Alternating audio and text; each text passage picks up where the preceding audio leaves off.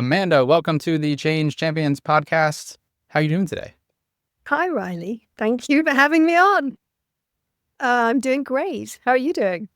I'm doing I think I'm doing better than you actually, because you were just telling me how jet lagged you are with your recent trip. So I appreciate you coming on and meeting with me and taking the time to speak to our audience today. And for actually speaking of that recent trip, I wonder if that might be a good segue into maybe just if I asked you to introduce yourself to our audience, because I think I'd like to spend a little time talking about your background and how you got into coaching. And I know you're on the board of the ICF, so there's lots of there's lots of things that we can go into. But I know you had some professional purpose agenda items that you were crossing off with some of your recent travels. So maybe we can get into that more. But how would you describe who you are, what you do, how you're spending your time these days, if someone were to ask? Well, I describe myself as a transformational coach, which means that I am very focused on the being part of who Hmm. you are, as opposed to the surface level problem solving. Okay. The being versus the surf. What makes the problems? What do you mean by surface level problem solving? So there's a lot of different kinds of coaching work. And actually, I think most coaches in the end cover quite a full spectrum of issues. Yeah, that's Very fair. often, when someone, when we first get into conversation with someone, it's about a problem, Hmm. and the problem is causing pain. Yep. And the first thing that people want to do is they want to make that pain go away. That seems reasonable. Yep, So I'm they want, following. yep, so they want solutions really quickly.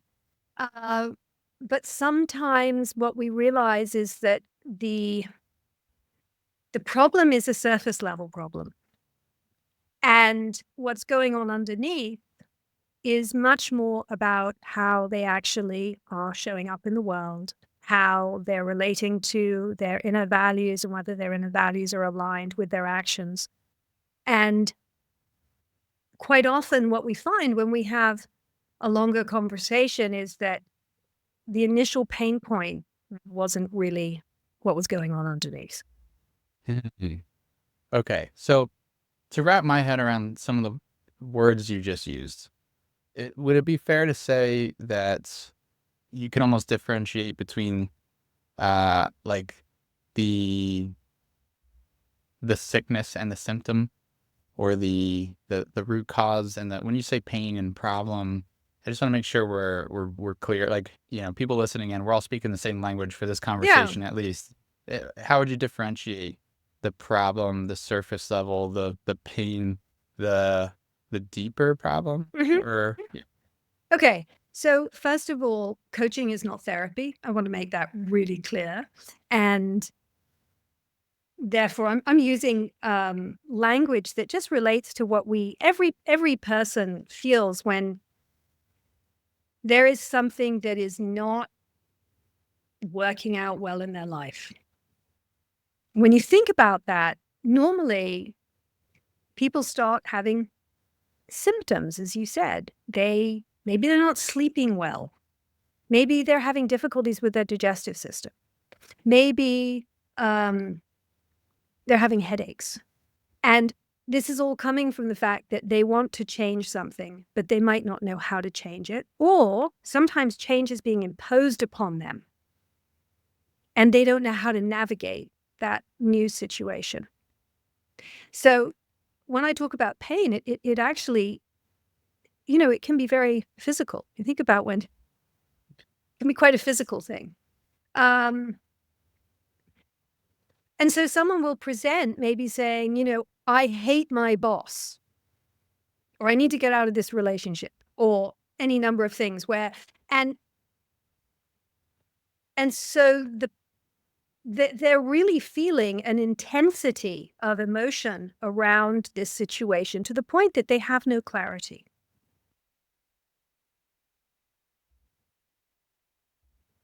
my job is to have a conversation or many conversations eventually, which allow them to really explore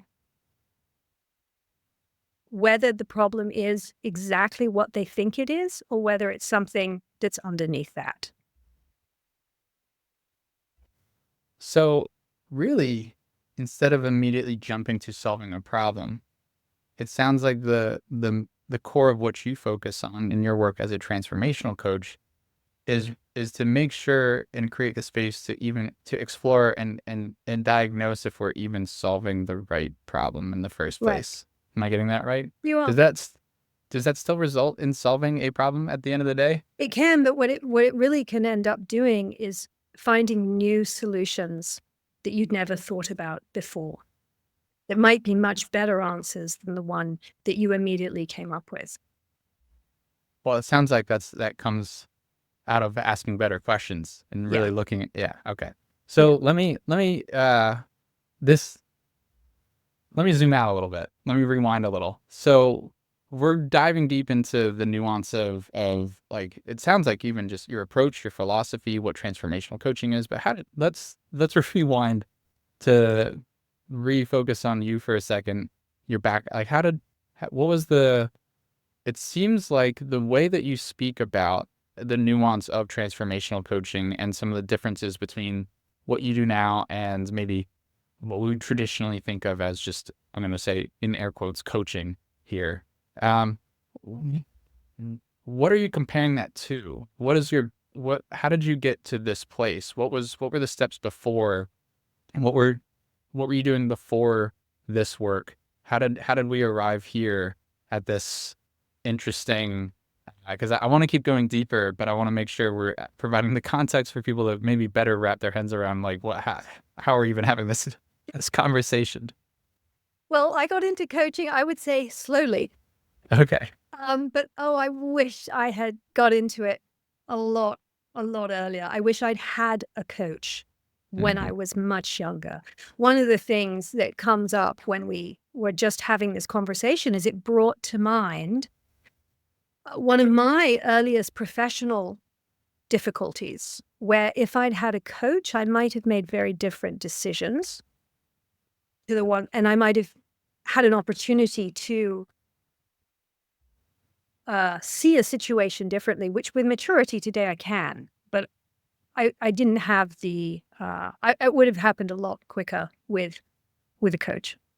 So my background, it has been sort of multiple. I guess I'm a serial entrepreneur, although I never would have called it that when I was younger. I was just thought of myself as self-employed. Um, What's the difference, can I ask, in your mind? I think the difference is that you are really trying to, again, you're solving a problem for people that want something better in the world as an entrepreneur. But it's a mindset. I think it's a mindset. Can you elaborate? Well, I think that the entrepreneurial mindset is one that is always curious, is always trying to find new solutions, see things in new ways, understand what it is that is going to provide the service that's going to make a difference in people's lives.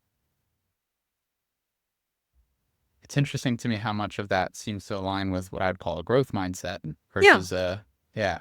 And a growth mindset is a term, yeah, maybe that would be an easier. I was trying to kind of stay away from jargon because I don't know, how broad the audience is. Yeah, well, we could always define something too. So, use whatever words come to Yeah, mind. but But a growth mindset is, is very much part and parcel of the entrepreneurial mindset. It's generally someone who is creative, who naturally generates lots of ideas, who needs to be good at implementation. execution, yeah, Execution is key. Action driven. bias towards action. Yeah. It reminds me of this framework. Cannot remember the name of it. I'd be able to draw it for you if we had a piece of paper in front of me. But it's you can imagine a 2x2 grid, so 4 squares. And I learned this actually from an entrepreneur as well, who built his own franchise business. I didn't know that when I met him. I thought he was just a franchisee, and I was like, "Oh no, you built the whole thing." Interesting. And so basically, the first quadrant is you're employee. Mm-hmm. The next, and that would be if we start in the top left. Then the next one down is self-employed, and this is where I think what you're describing is most people actually that start their own business sit, where they're still probably trading time for money. They're maybe a freelancer, an associate, a contractor, a facilitator, a trainer. There's a lot of consultant, coach. There's a lot of names that will fit within this category because the difference isn't in title necessarily, but in, as you said, mindset and some of the habits that go along with it. Yeah. And what he described then was this huge chasm that is between that side of the grid, those 2 squares, and the next 2 squares. And so the next one, top right, would be entrepreneur or business owner, which is you're no longer trading time for money. You're building an asset. It's something beyond just yourself. You're providing value by solving a problem. And a good litmus test for that is if you disappeared for a month, would you still get paid? Does the business keep moving or does it not? And I won't get into different business models, but moving on to the last one, which is where this guy, you taught me this framework was at, is more about like it's not you making money. It's not your business making money. It's your money making money. And it's more like an investor. You think of like Shark Tank or Dragon's Den or any of those kinds of shows. So it seems like that's kind of part of that division, not just in mindset, but in the actual actions you take, where your focus is. And so you were saying, so to circle back here, that you, in hindsight, would identify as a serial entrepreneur focused on building new things, trying new things. And I didn't want to derail your train of thought there because we were talking about how you got from there to getting into coaching. And you said you wished you'd found it sooner. I do. So my sort of professional trajectory has been one of corporate employment in my youth, always in the art world. My sort of academic training has been in 2 areas. I trained originally as a painting restorer for old master paintings and realized that I actually didn't want to go that route. I then worked professionally in the art world in an auction house for a long time. And I then went back to university and trained to be an architect in London. And then I worked on my own and then also with business partners as an interior designer for over about 25 years. And I also had an art consultancy with another colleague for many years, and a business that was really aimed at people who love art. That was the interiors for people who love art. But in parallel to this, for many years, I have practiced and taught meditation, breath work, and guided relaxations with visualization. So I've done that in parallel in the background for many, many years. And then that became something that I was also doing professionally. And then when I moved to the United States, I sort of made a shift in my work, decided that this was more the direction I wanted to continue in. And I kept hearing about coaching. And honestly, I didn't hear great things. I didn't really, but I'm very curious. I have a very curious mind. So I'm like, I got to find out what this stuff is. What did you hear that was not great? I'm so curious. Oh, I don't know. I think I heard that it wasn't, was it consulting by another name? There was this difficulty really in understanding what is coaching. Yeah. And I just sort of I was curious to find out what is this coaching thing and how is it different to consulting. Mm-hmm. And I went online and I found a couple of online coaching courses, and I thought, I'm sort of quite practical. I thought, okay, well, I'm certainly not ready to train as a coach. I think I'll listen to I'll invest in a few of these online programs that were recorded, but by well-known coaches, and begin to learn more about it and see if it was something that I wanted to do, make my own Mhm. mind up. And I was really quite mesmerized, actually, and I realized that to me, it felt like something that was going to allow me another tool, and one that is really an incredibly powerful tool to sort of help people find their North Star. And the reason I thought of that was that I have always, and again, when I was younger, not really realized that this was something that was a quality, as it were. But people had always sought me out to share difficulties. Mhm. This would, whether they were close friends and sometimes acquaintances and sometimes people I really didn't know at all, um, they would share difficulties. And There's just something that was inviting that yes, from people. there Yeah. was. And then you think, well, how can I, it became clear to me that there is a skill set that you can develop and learn. There is training. This isn't something that you just kind of, what to have better conversations. Conversations that stimulate the possibility of clarity Hmm. in somebody's mind, where you are both their companion, but you are also sometimes challenging them, It makes me think of motivational interviewing. Not which sure is if a you're, style. Yeah, which is yeah. a style, and it's a very effective style of working with people. Yeah. And so people listening to define that, as you were talking about earlier, um, there are, as you say, style, I would say technique or Hmm.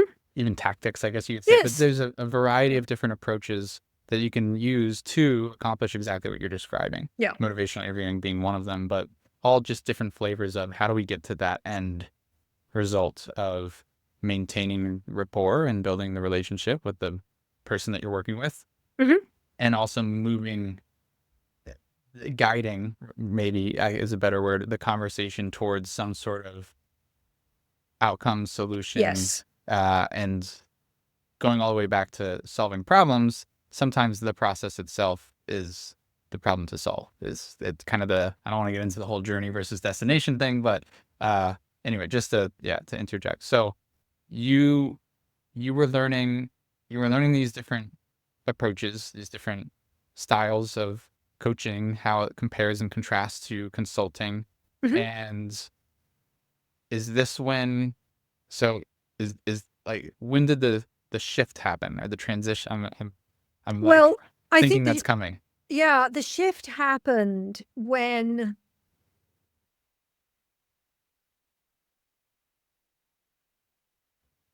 I think I listened to a program with Michael Neal, actually, and I just thought, gosh, you know, this is someone who's been doing this work for years, and the beauty of listening to some great mentors or extraordinary coaches is the simplicity with which they ask their questions. It's something that can be um, Powerful. quite powerful. Yeah. And I thought, well, I think I need to get some training. And then I started, some real training. And I started to do my research. And that's when I uncovered this minefield, which is that coaching is completely unregulated. Yeah, that's a good way of putting it. And I can turn around and have no training at all and say, I'm a coach. And there's nothing to challenge me. So I really went through the sort of, well, okay, so how do I find some reputable training?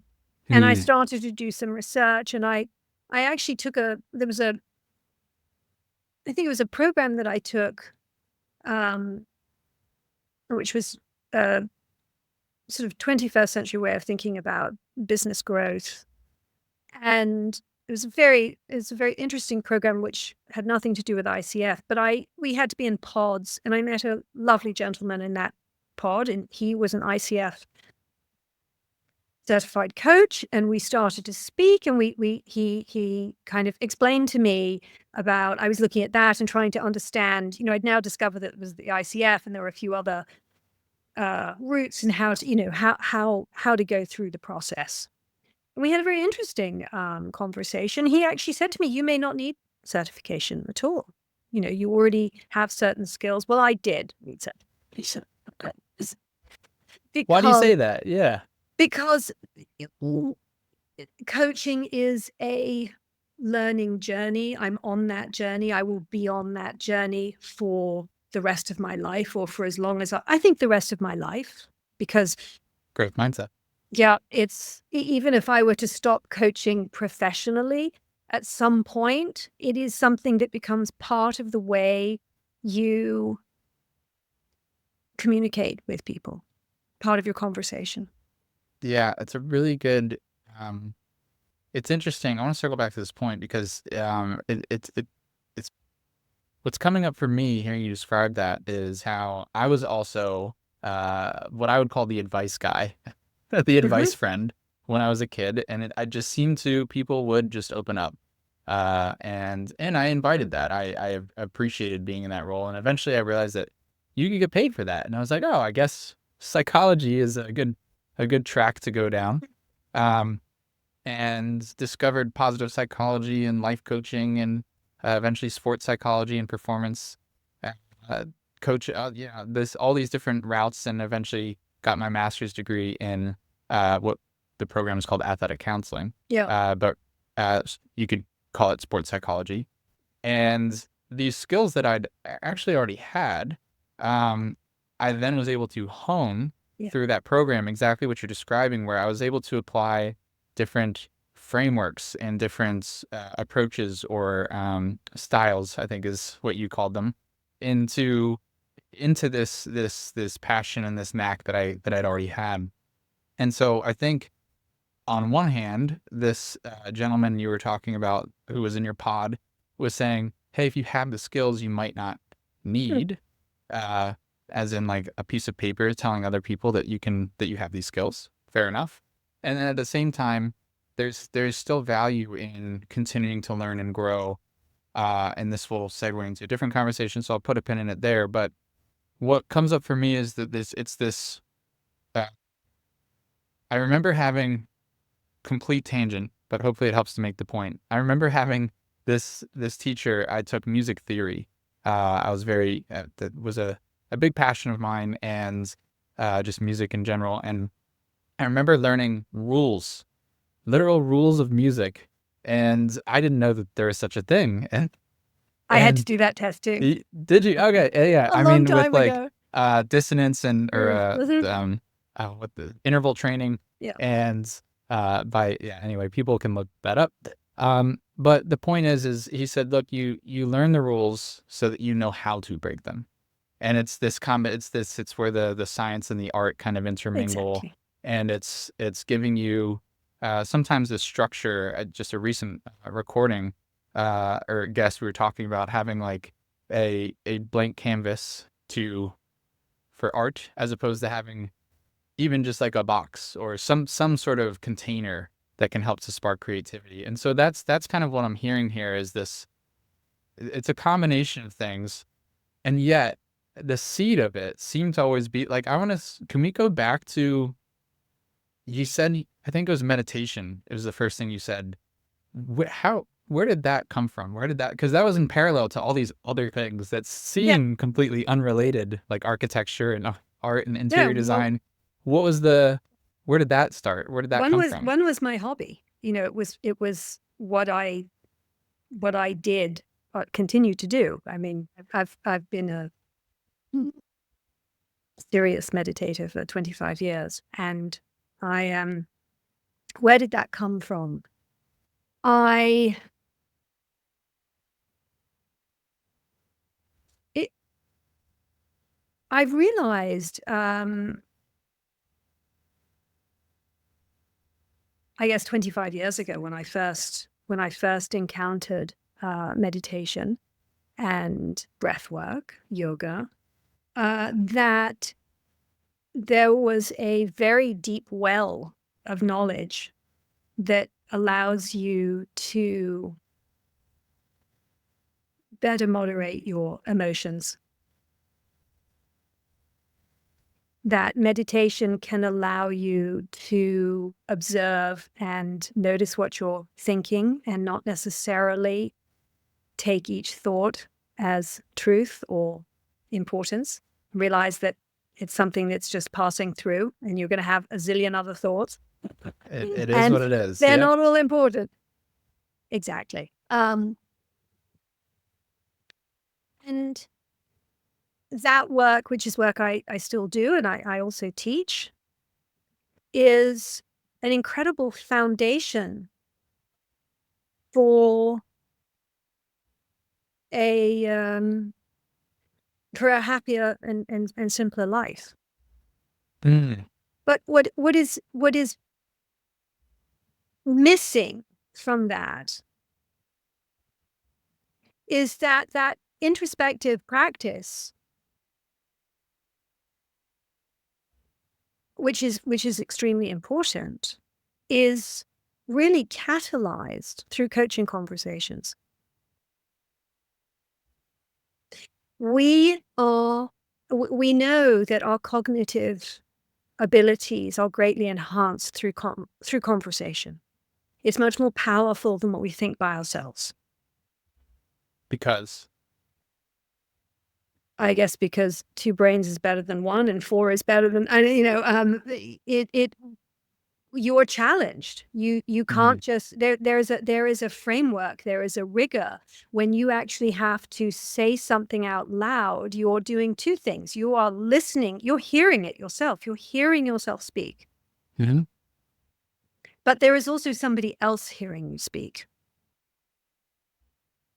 And so dialogue enables you to move a conversation forward more quickly.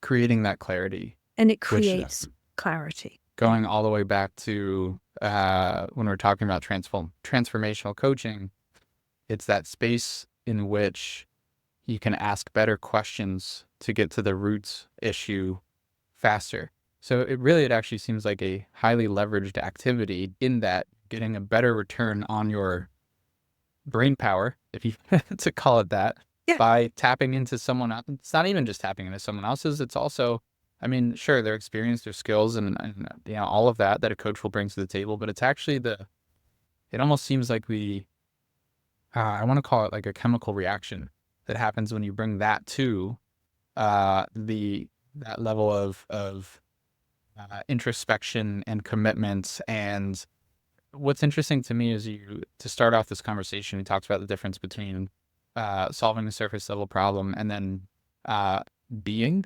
Mm-hmm. And I don't want to go down a rabbit hole here. Yeah, let's not do that. But Okay. it sounds like there's something here in that it is, so much of even like identity can get wrapped up in what we do. I mean, even people's last names, you think about, like Smith is the most common example. Well, Right. that's a profession. That's where it came Yeah. from. Yeah. And so it's, how would you separate the who you are is what you do, the what you do is who you are, chicken and egg conversation? Where would you draw the line from in your experience? Not that there's a right or wrong answer here, but what's your take on that? I think it's very difficult. Sadly. I think that's sad, but I think that it's true. I think it's very difficult for us. We are real people living in the real world.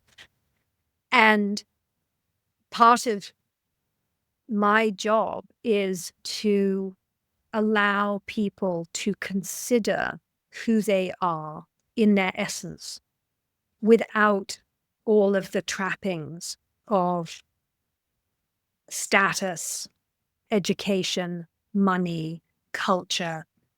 Who are they? External expectations.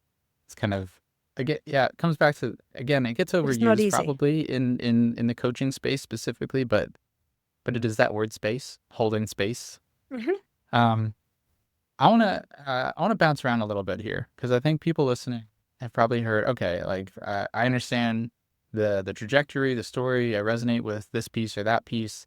Um, but I want to try to dig out some nuggets here. So I'm gonna fast forward through a couple things. So the part of your journey where you discovered the ICF, because you're on the board now.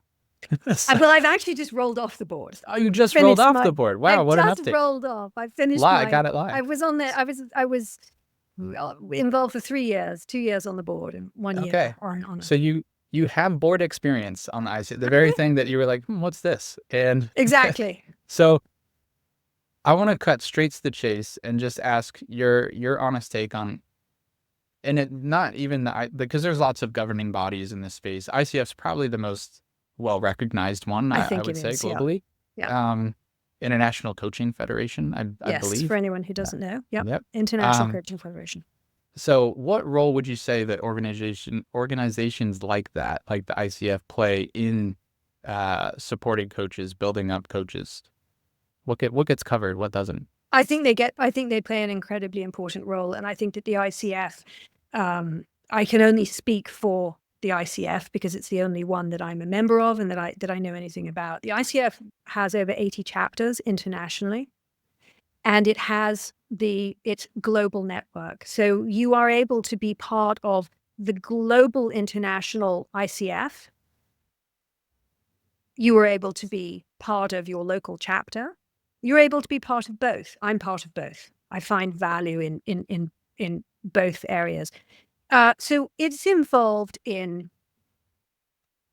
first of all, both certification for coaches, i.e., there are certificates and levels of coaching that require commitment, effort, investment of time, study. And I think that anyone who takes themselves seriously as a coach will recognize that that is a worthwhile investment. I'm also going to say, yes, it isn't, not everyone needs to do that but I think it is very important, and it is an accreditation process. Therefore, they give accreditation to courses. So you know when you take a course, if it has been ICF accredited, that it has been looked at very meticulously. Now, why does that matter? Well, it matters because not everybody is Stanford Business School. So there are big brands out there, and they can sell themselves. But there are many, many fantastic small coaching schools out there who are offering really top quality training. And in order to have that acknowledged, a body like the ICF gives them that that credibility, which is important because there is now, coaching has been a very fast growing field. And I certainly know I'm bombarded, I'm sure, as you're by coaching programs all the time and, business development programs all the time and all sorts of stuff. So how on earth do you separate the wheat from the chaff? And the ICF is one way of doing it. It is very well respected. Now, what else does it do? Okay, so you get your accreditation, you know that the course was good. What happens going forward? Well, there is also a lot of there's a social component to it. There's a social networking component. I was on the board for ICF Georgia. We have several in-person events every year. There are also monthly meetings which allow people to get their CCEs, which are these ongoing education Credits. credits. Thank you. Yeah. And this is important because actually, if you are a member of the ICF, now I can't speak for other chapters, but in Georgia, our membership is very reasonably priced. And those attending those meetings is covered by your membership. And if you go to every monthly meeting, you will get pretty much all the CCEs that you need for any given year. That's free. In other words, it's effectively free. It's tremendous value. Those CCEs can be very expensive if you're getting them in outside outside courses and programs. Not to say not to do it, but I think that there's tremendous value in the membership that goes beyond simply getting your accreditation, your score, your certification. And then there are big annual events that take place at the global level. And there's a lot of material that is also available online that, as a member, that you can access, I think, very well priced for ongoing learning, where perhaps you need help with business development, or perhaps you want to be part of a community of practice. Those are also for free. So core components here, as you said at the start, make your own decision. Not everyone needs Yeah, it. Some people don't. There's other governing bodies. We're speaking about ICS absolutely. specifically because of your experience, but within your chapter, your experience, this association, this organization, there's the social support, the ongoing education, keep your skills sharp, the training itself to learn how to be a better coach. Mm-hmm.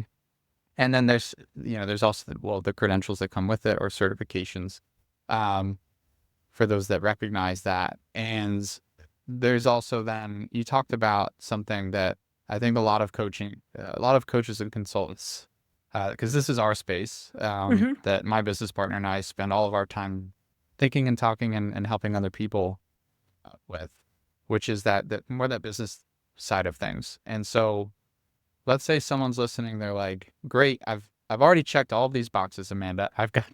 I understand that I want to be an entrepreneur, not just self-employed. I understand that I need these these skills, these coaching skills, the credibility out.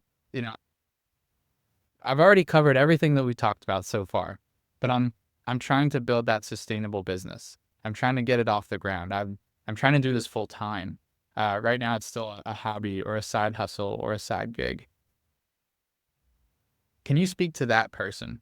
What would you, and even just in your own experience, like, how did you make the transition into turning this into something that you could actually rely on as an income? Like, if we get really practical, right? There's so many coaches that, as a former guest, I think the way he put it was, that are really good at having relationships. They have great coaching skills, great communicators, but there's no business attached to it. They get paid here and there. They pick up they do some pro bono work, and that's the gist. And hey, if you're learning the skill to pull it into, to add it to something else you're already doing, I mean, there's a whole group of people that do that. Great. Yeah. But for the ones that are like, no, this is my passion. This is what I want to do. I want to be a coach, whatever kind, transformational coach or a consultant, or there's obviously all the offshoots of it, but the business component, can we speak to that? How did you get started? How did I get started? Oh, the prosperous coach, Rich Litfin. Okay. And Steve I've heard that Chandler. name before. Yes. Yeah. Yeah. So I think the first thing is, because one would say, well, why them? I think you have to have an idea of what kind of business that you want to have. Meaning? Right? Well, are you going to be someone who is mostly internet-based, who is aiming to build their business entirely through leads and social media? Is that the route that you're going? How are you offering your program? I work really differently. I've always been interested in working on a word of mouth basis. I think one of your other clients, she put it perfectly, the high touch coach. That's the way I work. There are other reasons for that. So I think it really depends. You need to know what sort of a business do you want to build. And then the next thing is the how. How is the easiest? In some ways, I'm not talking about the actual final results, but the how to do something. We've never lived in a world that was as easy as it is today. In fact, we have too much information of it. Okay, we have way too much. The Um, pendulum's almost swinging. It's like, the pendulum, yeah, we are not, which information? we're not How going do to I go know? extinct from a lack of information. So it becomes which information. Yes. Mm. And so again, there are two paths that somebody can take. They can take a an exploratory route where they do their own research. They start to understand what pathway is going to work for them. And then I'm a big believer in mentors. You look for a mentor for whom you are not going to have to reinvent the wheel, and you look for support. So as a coach, my job, I'm not a business coach. There are business coaches. You probably work as a business coach, and it's brilliant. Um, but it's a very specific, very sort of niche area. I work much more broadly. My job, when I work with someone who wants to get their business going, would be not to solve their problems for them. But if they need to consult with someone, it would be to make sure that they do end up finding the right person for them to work with. It's almost the step before. Is Yes. really, yeah. And actually, I don't want to, put words in your mouth, because that's obviously that makes sense to you. But if someone's listening and they say, "What the hell does that mean? The step before?"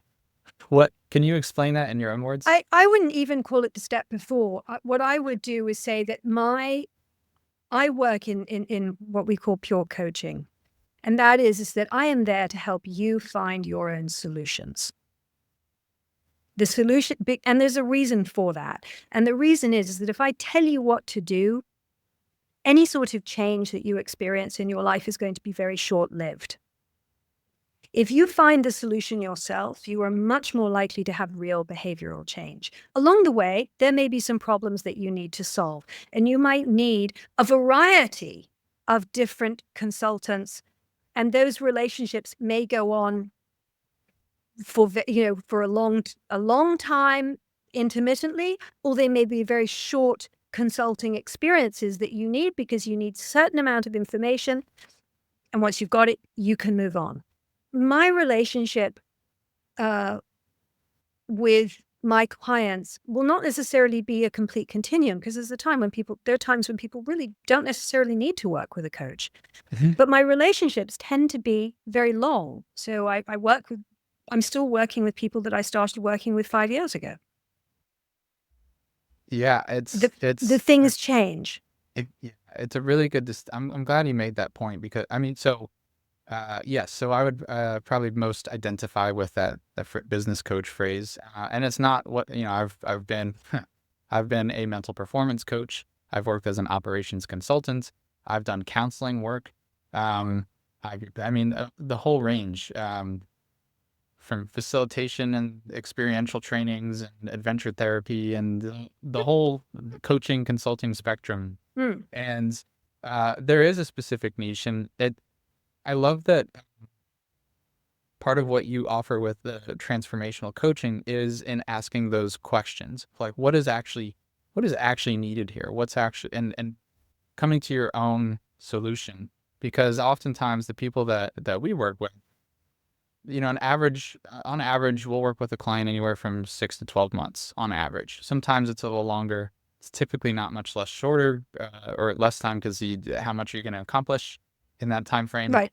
Um, but I can't think of, in this space with this business that I have now, I can't think of a client.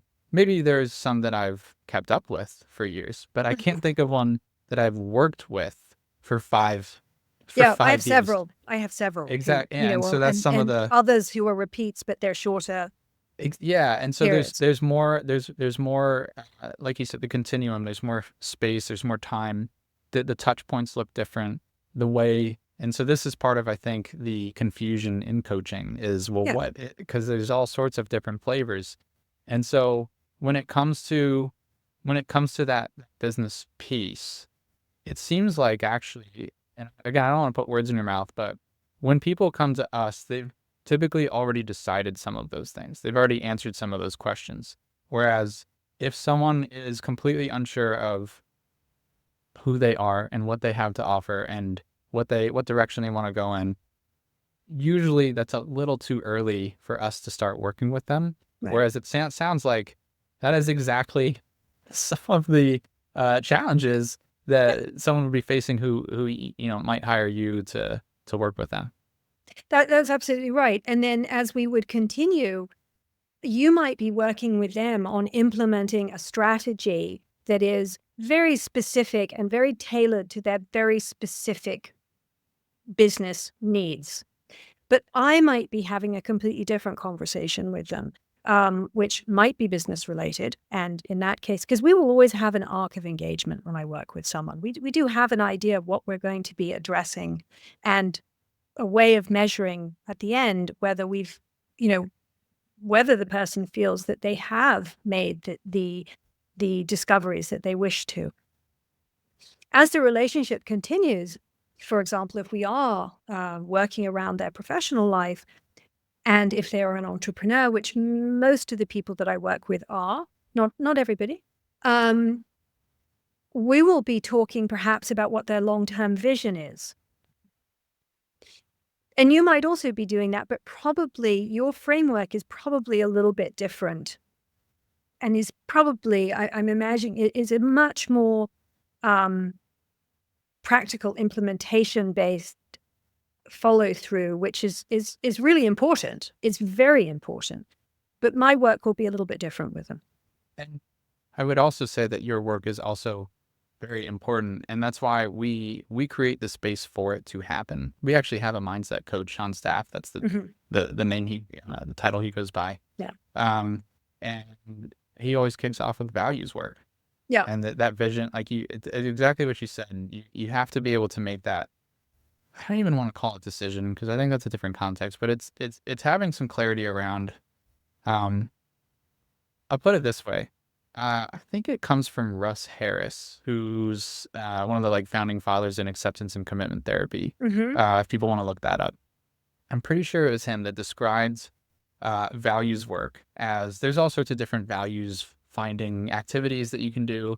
Yeah. And typically you'll have a list of 3 or 4 to 7 or 8 or somewhere in that range. But he said, picture like a cube and imagine that every side of the cube, so there's 6 sides, represents one of your values. And when you hold the cube in your hand, it's not that any one value is more or less important than the other. It's that you can only see so many sides of the cube at any one given time. Exactly.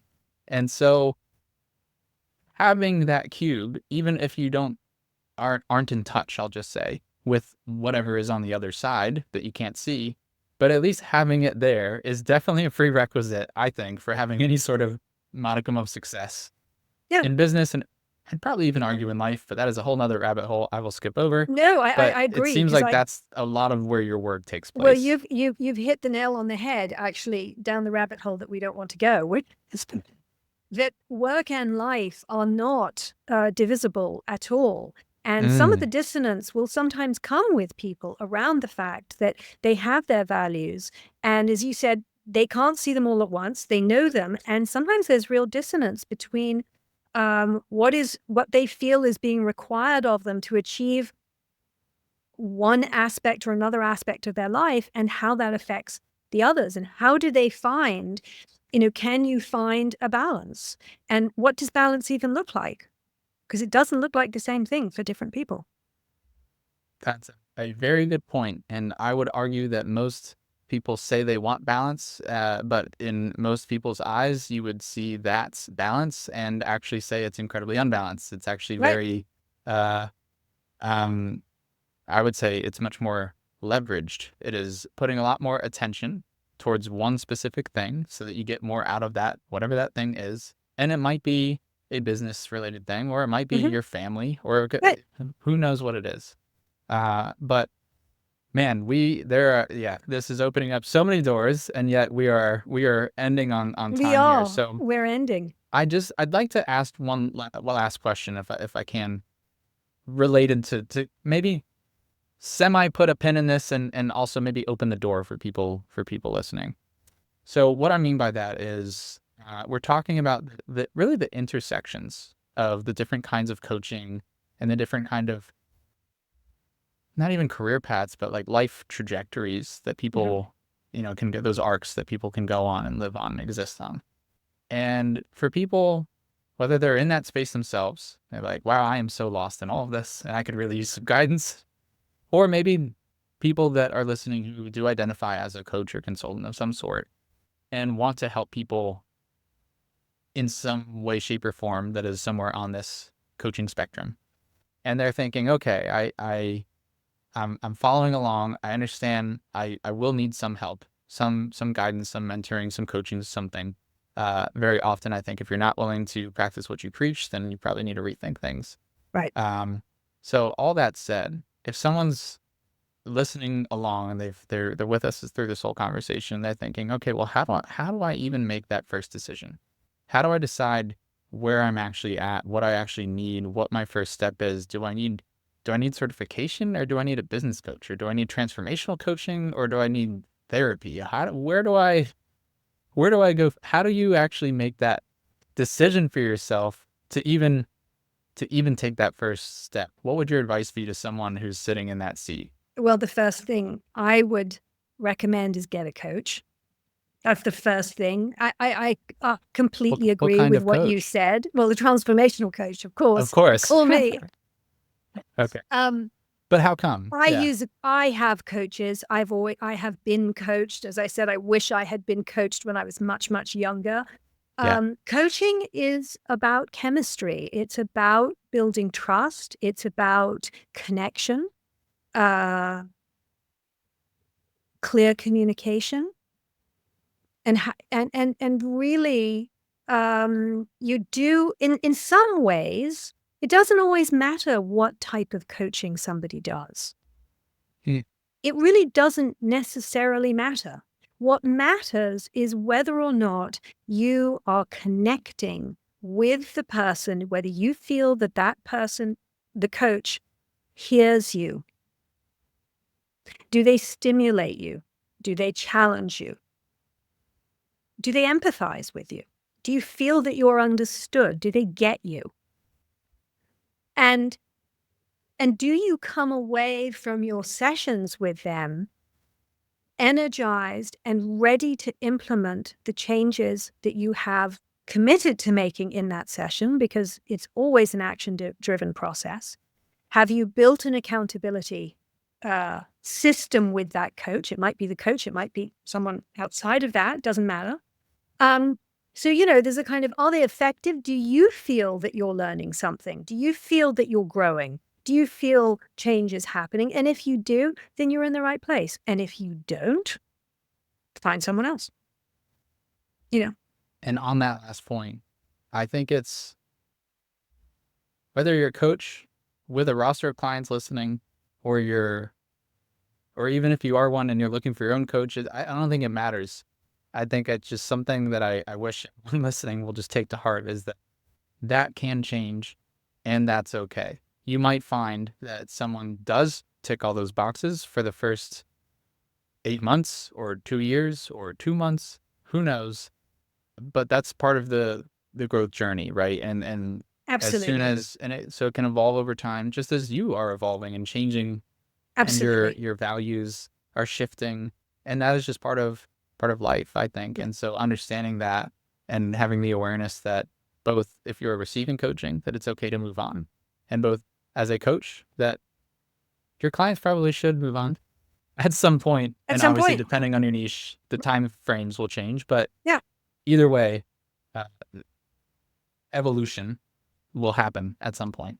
I think, Riley, the only other thing I would like to add to that, which I think is very important, is that um, the person who's seeking coaching understands that they are the one that will need to do the work. And the bulk of the work doesn't take place in the coaching session. The coaching session is a catalyst. It lights a fire, but the work takes place outside. And the effectiveness of coaching is dependent on the client or coachee, depending on how you say it, their willingness to invest in themselves. On that note, if someone is ready and willing to do the work, and they're looking for that first step, which of course is transformational coaching, as we've determined through this conversation. If someone wanted to get in touch, and find out more about you or your services, or maybe wanted to get a sneak peek at some of your art from years past, I don't know, whatever's on display. Where could people get in touch? How would you? They can get in touch with me through my website, safri.us. Can you spell Safri real quick? It's SAFRI Thank you. .us. LinkedIn, I'm there as Amanda Deitch, and also there's a professional page there. I think the usual, I'm reachable through Instagram and Facebook, although I'm not on that very much. Yeah, well, they can send me an email. I don't know if you're putting that on your website, but I'm very happy to book in a exploratory call with somebody. And I also do run. I'm launching a group program later in the year as well, which is going to be called the Compass Within. So that's fearless creation in uncharted territory, and really helping people navigate changes in life, whether they're things that they're imposing on themselves or things that seem to come at them from the outside. Love that. Love that name too. And so later in the year being 2025, as of 2025, I'm just putting it together now, and I think we will probably launch the sort of mailings and things later next week, and then I think we'll start it. We haven't got a start date yet, but probably the beginning of March. Okay. So spring 2025 is. Yes. Spring 2025, it will be a small group. I won't do groups that are more than 6. So that's okay. So intimate, and effective. high touch and effective. And basically Google your name. You have different channels, but LinkedIn I do. And your website. LinkedIn, I'm on and your LinkedIn, directly through my website. And I work with people, it's a completely tailored service. So I have a couple of different packages, and we try and find the thing that works the best for the situation and the client. Got it. Love it. Thanks so much for taking the time, Amanda, and sharing all your insight, your story. I feel like every point we've skipped over plenty of rabbit holes and cans of worms, as Well you'd done. say. So hopefully the listeners take away some of the nuggets we crammed in here into this time we had. That time I'm thankful for you giving it to us and the listeners. So thanks for that. Well, thank you for having me. It's been a real pleasure. I've enjoyed our conversation.